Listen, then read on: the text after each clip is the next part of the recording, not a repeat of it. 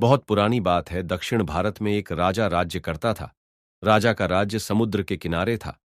राजा को भोजन के साथ मछलियां खाने का बहुत शौक था। बिना मछलियों के राजा का भोजन अधूरा रहता था। एक बार की बात है, राजा के राज्य में बहुत तेज तूफान आया, जिसके कारण कोई भी मछुआरा मछली पकड़ने के लिए समुद्र में नहीं जा सका। उस दिन राजा को भोजन में मछलियां नहीं मिली, जिससे राजा बहुत उदास हो गया।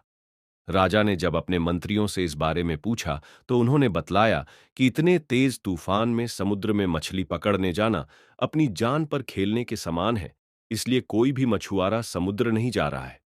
राजा ने घोषणा करवाई कि जो भी समुद्र से ताजी मछलियां लाएगा, उसे मुंह मांगा इनाम दिया जाएगा।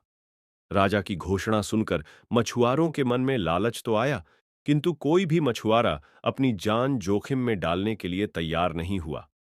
उसी राज्य में एक बहुत ही गरीब मछुआरा रहता था। उसे जब राजा की इस घोषणा का पता चला, तो अपनी दरिद्रता दूर करने के लिए वह अपनी जान की परवाह के बगैर समुद्र में चला गया। समुद्र में उसने जाल फेंका, जिसमें कई बड़ी बड़ी मछलियां फंस गईं। मछुआरा मछलियां लेकर राजा के महल पहुंच, किंतु राजा के सैनिकों ने उसे महल में नहीं घुसने दिया। राजा के एक खास मंत्री ने मछुआरे को ताजी मछलियों के साथ देखा, तो मछुआरे को अपने साथ राजा के पास ले जाने के लिए तैयार हो गया। मंत्री जानता था कि राजा मछलियां देखकर बहुत अधिक प्रसन्न होगा और इसके बदले मछुआरे को बहुत सारा धन देगा।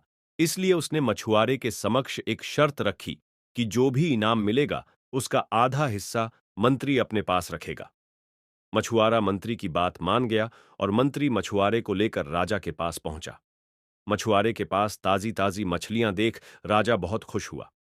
राजा ने मछुआरे को मुंह मांगा इनाम मांगने के लिए कहा। मछुआरा राजा से हाथ जोड़कर बोला, महाराज, मुझे 20 कोड्ढे मारे जाएं। मछुआरे की बात सुनकर राजा को बड़ा आश्चर्य हुआ और उसने फिर से मछुआरे से कुछ मांगने के लिए कहा, किंतु मछुआरे ने फिर 20 कोड्ढे खाने का इनाम मांगा। राजा ने अपने सैनिकों को बुलाया और मछुआरे को 20 कोड्ढे मारने का आदेश दिया। सैनिकों ने मछुआरे को कोड्ढे मारना शुरू किया। 10 कोड्ढे खाने के बाद मछुआरा राजा से बोला, महाराज, मुझे आप जो भी इनाम देंगे, उसका आधा हिस्सा मुझे मेरे हिस्सेदार को देना पड़ेगा, इसलिए बाकी के 10 कोड्ढे मेरे हिस्सेदारी को दे दिए जाएं। मछुआरे की बात सुनकर राजा को फिर आश्चर्य हुआ और राजा ने उसके हिस्सेदार का नाम पूछा। मछुआरा मंत्री की तरफ इशारा करते हुए बोला, महाराज, यही मेरे हिस्सेदार हैं। इन्होंने ही मुझे आपके पास लाने के बदले प्राप्त इनाम का आधा हिस्सा मांगा है। राजा ने मंत्री की ओर देखा, तो मंत्री ने शर्म से अपना सर झुका लिया। राजा ने आदेश दिया कि बाकी की 10 कोड्डे मछुआरे के हिस्सेदार को मारे जाएं। सैनिकों ने राजा के आदेश पर मंत्री को 10 कोड्ढे मारे। राजा ने मंत्री को उसके लालच के कारण अपने मंत्री पद से हटकर राज्य से बाहर कर दिया और मछुआरे को बहुत सारा इनाम देकर विदा किया। शिक्षा।